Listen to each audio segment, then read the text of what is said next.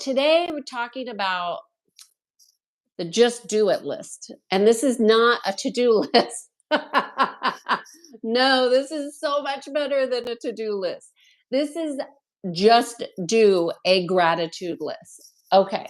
Why do a gratitude list? Well, because you deserve it. And when you take time to actually write down what your gratitudes are for, you will be able to hold the frequency longer. So that's number one. Number two, oftentimes people are in a rut focused on things that are not going so well or things that they wish could be better. And they're not in gratitude for the dysfunction that they're actually in. And let me tell you, if there's one way to shift your perspective about a situation is to be grateful for it. So oftentimes, I'm married, we get in arguments, we see things differently. He has a different brain than I have. We think, whoops. Oh, she got surprised.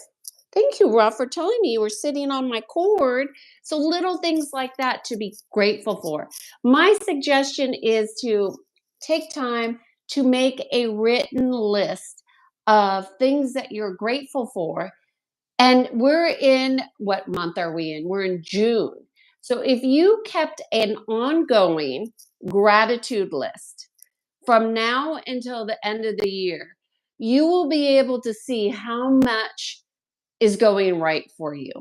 And it's going to be something that you could build upon. Now, maybe you don't want to do it for the entire year. Maybe you want to do it for 30 days.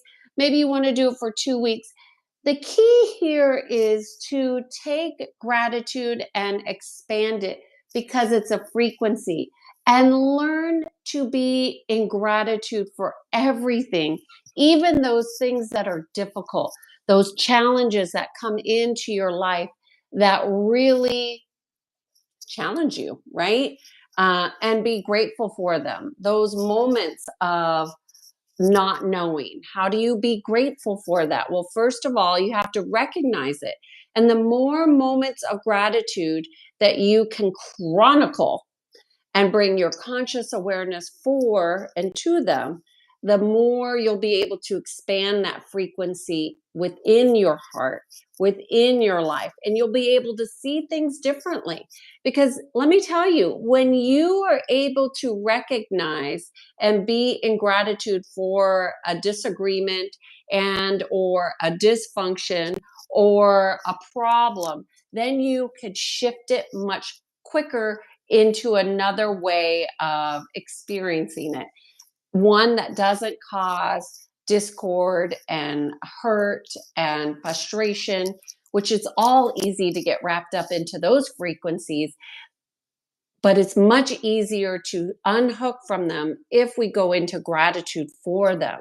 So, how do you learn to make a list of being grateful for everything? Well, first you have to have awareness of it. And if you're not aware that you're grateful, I promise you, you're probably not. And there's a lot of people that think they're grateful, but they're not actually expressing gratitude within their heart space because they haven't consciously become aware of it. So it's one thing to say, I really love my partner or my dog or my husband, but do I love my dog when my dog is barking? Am I grateful for her barking and yelling or, doing those things in the moment? My answer is 90% of the time, and that's pretty significant because it used to really irritate me. So you got to work on things that are struggle. You don't hate something just because it's difficult to be in gratitude. You can't be in gratitude for everything if you're in disdain of something or preferring it to be something else. You got to really acknowledge things for what they are, regardless of whether it's a preference or not, and just being gratitude for it being in your experience, being in your life. And I will tell you, when I learned, this was the hardest thing. This is one of my hardest gratitudes to learn. When I learned that cancer was not the enemy, and I could actually be grateful for how cancer can bring new awarenesses into my life is when my entire experience with my mother being ill changed. That's when it completely changed for me. It changed how I related to her and with her, and all of the moments that came after that.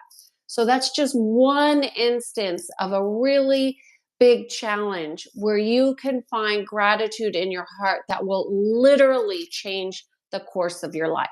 So make a list of all the things that you're grateful for. Get in the habit of keeping that list and looking at it. That way, you have a strategy too for when things get tough, you know what to go look at, because it's not going to stay tough all the time. And when you have this list of gratitude looking at you back, it's much easier to recalibrate yourself into a different reality of and a different direction that's going to bring you up in frequency instead of down. So, cheers to being in sync. I am Kiana Sage and I guide people to peace. I hope this tip was helpful for you. Bye.